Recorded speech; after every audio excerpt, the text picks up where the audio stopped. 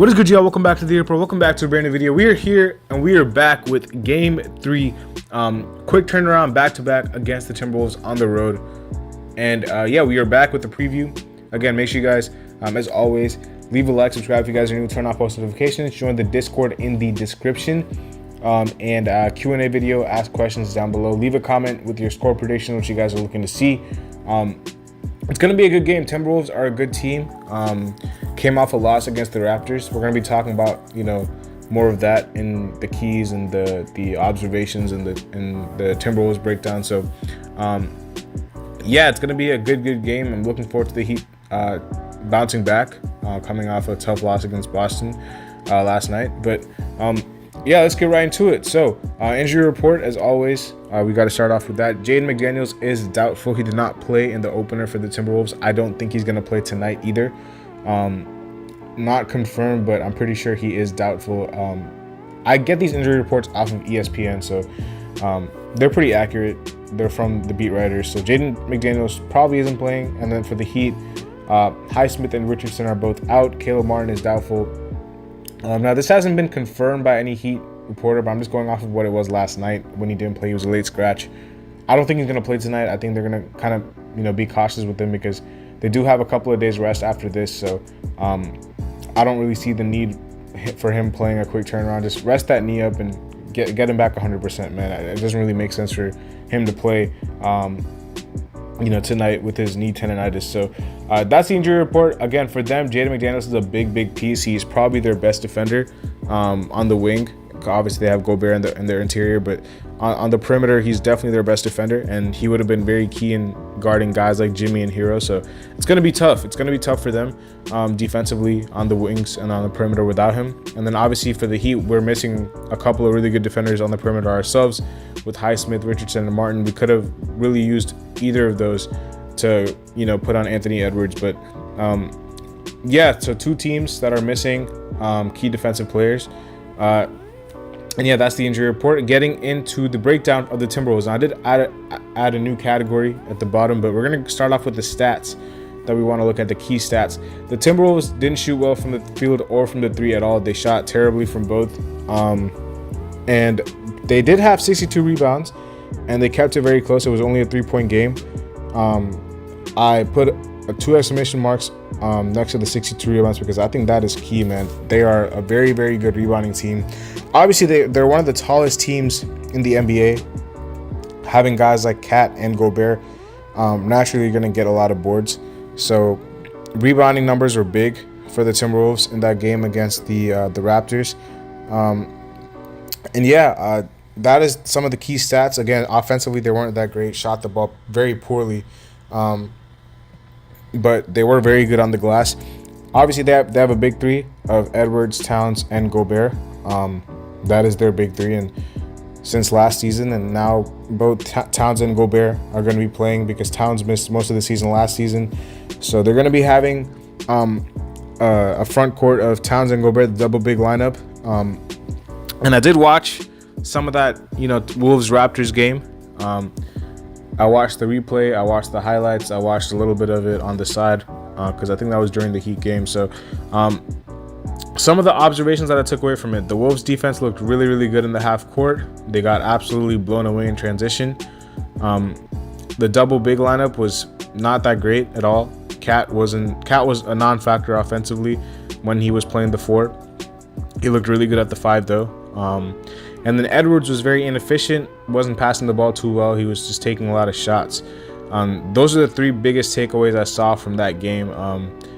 Mainly, the first 2, their defense was really good in the half court. I think looking at the numbers, they had a half court defense rating of like 72 or something, which is one of the best. But in transition, the Raptors were just absolutely like running all over the place, and they were getting easy buckets in transition.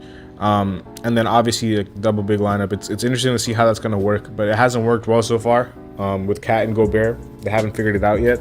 So yeah, those are the observations. Those are the stats from the Timberwolves, and that is the report/breakdown of the Timberwolves. Coming to the projecting starting lineups, we have obviously the same starting 5 for the Heat as we have had for the last 2 games: Hero, Lowry, Butler, Love, and Adebayo, or Lowry at point rather. And then the Timberwolves, I think, are going to roll out with Conley, Edwards, Alexander Walker, Towns, and Gobert. Nikhil got the start in the game against the Raptors. He didn't play that well. He only had 5 points or something. He shot terribly from the field. I think he only had 2 points. He shot 1 for 5.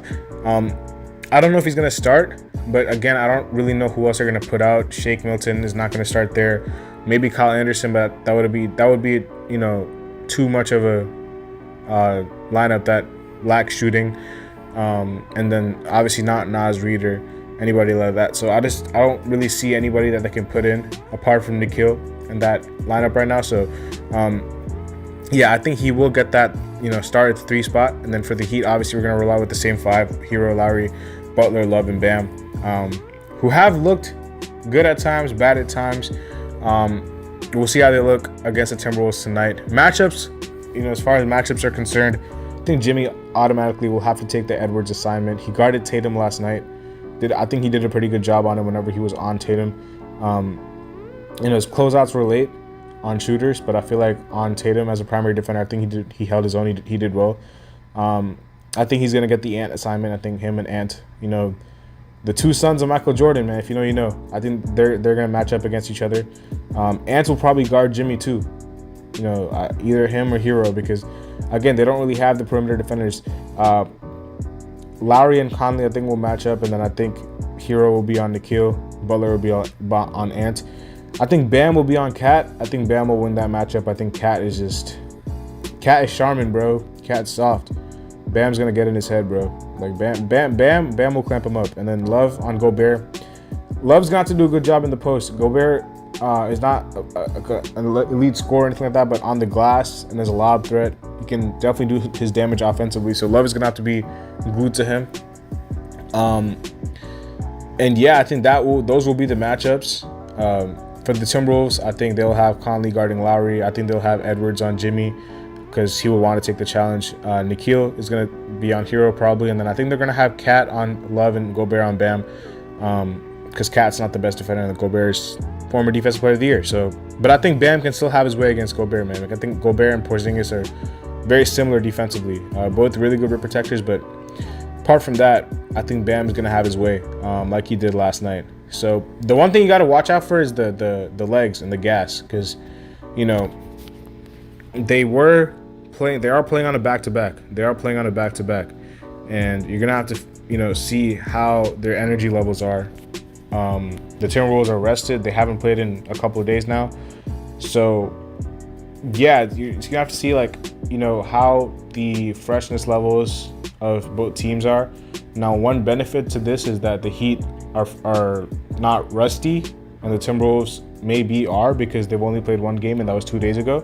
The Heat, they maybe have found some more offensive rhythm or defensive rhythm by playing an extra game, so that is a benefit. But it's a give or take. It's either there's positives and negatives to this. Obviously, the biggest negative is the stamina and the fact that they just played a game last night. They're an older team. How they're going to cope against the Timberwolves team?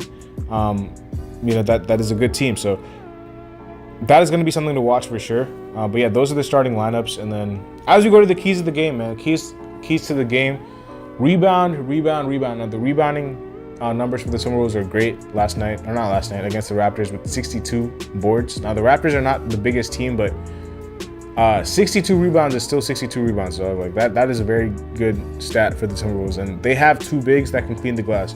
Both can easily put up 10 rebounds a game, and you got to make sure that you limit them on the glass, because you don't want to give up second chance points.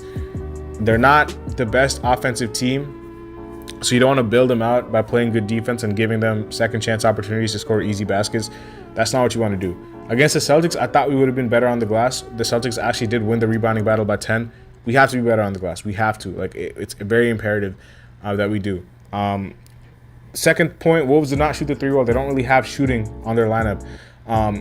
Nikhil can knock down the 3. Same with Conley, and then obviously we know Ant can, but off the bench as well, Anderson is a guy with a very slow release. He's not really the best shooter unless he's given a lot of space. Shake Milton is more of a driver to me, and then Naz Reid. And I'm not sure who the fourth guy on their bench is. I completely forgot who they're rolling out, but yeah, that is going to be a matchup we can exploit. Force them to, shoot the three instead of and living in the paint, because they're a very tall team. They have three guys who like to score a lot in the paint. Ant is a very good slasher, and then Gobert and Cat, are very big down low. Now, Cat is a good shooter. Don't get me wrong, Cat is one of the best shooting bigs of all time. But he's still a 7-footer or a 6'11" guy. So most of the damage of the Timberwolves is going to be done in the paint, and we have to make sure we, force them to beat us from the three, because they're not a good three-point shooting team. And then offensively, it's going to be hunting Cat and Gobert on switches. We're going to have to make sure we get them on our guards, on Jimmy, on Hero. Now, we don't really have a lot of guards who can get to the rim, so it's not like we're putting Russell Westbrook, and we're having Rudy Gobert guarding him. It's not like that. We don't have a Russell Westbrook or a Steph Curry. We have a Kyle Lowry who's okay and who played well last night, but he's not a guy who's going to get to the rim often. But Hero, I believe, can. And I think a lot of people are talking about Hero, had a really good game last night. I'm looking for him to do the same. On switches, him and Jimmy, I think, can have a really good time against Cat and Gobert when they're switched onto these players. They can get to the line. They can make sure that they, break them down, because as good of a defender as Gobert is, he's not good on the perimeter. It's a known fact.